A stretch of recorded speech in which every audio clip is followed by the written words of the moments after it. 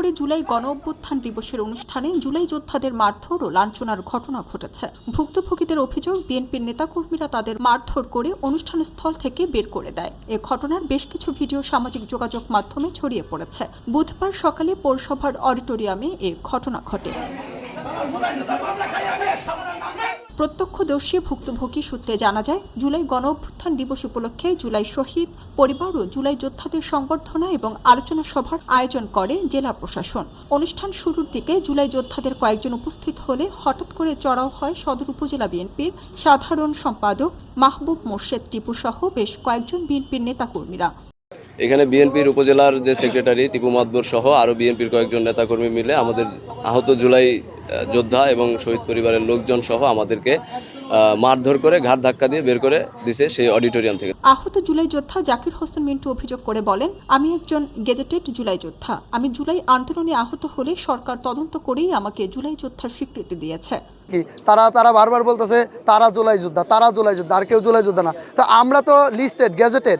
আমাদের যে তদন্ত করে ডিএসবি থেকে আমাদের যে তদন্ত করে সব জায়গা থেকে, তারপরে আপনার সিভিল সার্জন থেকে তদন্ত করে আমাদের পরীক্ষা নিরীক্ষা করে তারপরে আমাদেরকে গেজেটেড করা হয়েছে।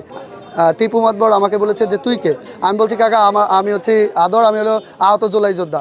এই কথা বলার পরে সে আমাকে মারধর শুরু করে দিছে এবং তার সাথে তার যে লাঠিয়ান বাহিনী ছিল, যে সন্ত্রাসী বাহিনী, তারা আমাদেরকে বেশ কয়েকজন মারধর শুরু করে দিয়েছে এবং আমাকে মারতে মারতে বের করে দিয়েছে। আমার মাথায় যে আঘাত হয়েছে দেখেন, এরপরে আমার এই যে পাঞ্জাবি ছিঁড়ে ফেলছে বাটন টাটন। তো আজকে আমাদের মাধ্যমে এই প্রোগ্রাম হইতেছে জুলাই গণ অভ্যুত্থান দিবস। জুলাই গণ অভ্যুত্থান দিবসটা কি?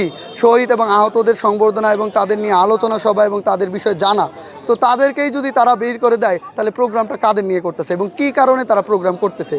অভিযোগের বিষয়ে সদর উপজেলা বিএনপির সাধারণ সম্পাদক মাহবুব মোর্শেদ টিপু বলেন, 5 আগস্টের ঘটনার সবচেয়ে বড় অবদান ছিল বাংলাদেশ জাতীয়তাবাদী দল বিএনপির, যেটা জামাতের আমি নিজে স্বীকৃতি দিচ্ছে যে তারেক রহমানের এটার মাস্টার প্ল্যান এবং মাস্টার মেন, তার নেতৃত্বেই এই জুলাই আন্দোলনটা। তারেক জিয়া পরিবার এবং তার মেয়ে, তার ওয়াইফকে নিয়ে এই ইমরান নাজির সহ শরীয়তপুরের এনসিবিরা প্রতিনিয়ত লেখালেখি করে এবং আজকেও এই সভাকক্ষে এসে তাদের বিরুদ্ধে সমালোচনা করছে। এটা নিয়ে কথার কাটাকাটিতে যারা যখন অশ্লীল ভাষায় বক্তব্য দিচ্ছে, কথা বলতেছে, খারাপ ভাষায় কথা বলতেছে, সেই ভাষার প্রতিবাদ করে এখানে কথা কাটাকাটি হচ্ছে। পরে আমরা তাদেরকে বের করে দিচ্ছি। প্রশাসনের উপস্থিতিতেই জুলাই যোদ্ধাদের মারধর করা হয়েছে। প্রশাসন তখন নীরব ভূমিকা পালন করেছে বলে অভিযোগ ভুক্তভোগীদের। বিষয়টি নিয়ে বক্তব্য চাইলে উপস্থিত জেলা পুলিশের অতিরিক্ত পুলিশ সুপার তানভীর হোসেন গণমাধ্যম কর্মীদের বক্তব্য না দিয়ে অনুষ্ঠানস্থল ত্যাগ করে চলে যান।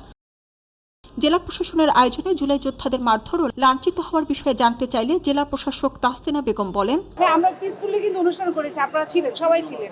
আমরা সুন্দর মতো এবং অনুষ্ঠান চলাকালীন কোনো সমস্যা হয় নাই, আমরা খুব পিসফুলি করেছি।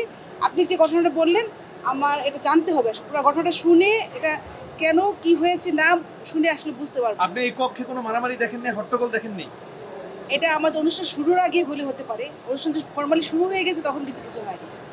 শুরুর আগে এরকম, এটা আসলে ওই যে বললাম, পুরো ঘটনাটা আমাকে জানতে হবে। আমরা তো পুরো অনুষ্ঠানটা শুরু করে দিয়েছি, তাই না?